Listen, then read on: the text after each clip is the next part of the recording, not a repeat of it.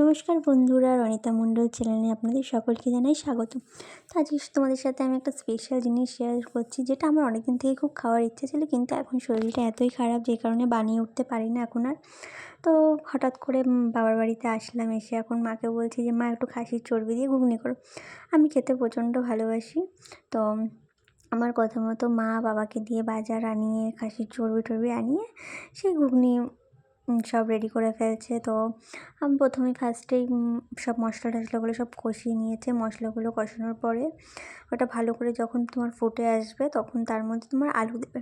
তো আলুগুলো আগেই আমি কেটে ভালো করে ছোটো ছোটো করে কেটে রেখে দিয়েছি। আর একটু ছোটো কাটতে চেয়েছিলাম, তো তাও বড় হয়ে গেছে। যদি ভেজে দিতাম তাহলে হয়তো একটু ছোটো ছোটো হয়ে যেত, এটা ভাজা হয়নি বলে তাই এরকম বড় বড় লাগছিলো। কিন্তু ঘুগনি আলুটা একটু ছোটোই ভালো লাগে।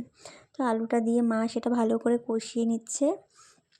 তো সত্যি কথা বলতে আমি এতটাই ভালো খাই, ঘুগনি আমার আগাগোড়াই ফেভারিট, কিন্তু মানে খাসির চর্বি ঘুগনিটা তো আরোই ফেভারিট। তো আমার এতই ভালো লাগে, এতই ভালো লাগে। তো দেখো কত সুন্দরভাবে আলুটা দিয়ে ওটা মশলাটার সাথে ভালো করে কষানো হচ্ছে। সুন্দর করে মা কষিয়ে নিচ্ছে। তো তোমরা কারা কারা খেতে ভালোবাসো খাসির চর্বি দিয়ে ঘুগনি, অবশ্যই কিন্তু কমেন্টে জানিও। আমি তো খেতে ভীষণই ভালোবাসি, ভীষণই ভালোবাসি।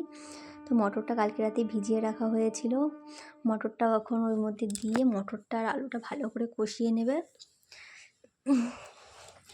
মা মটর আর আলুটা ভালো করে সুন্দর করে কষিয়ে নিচ্ছে।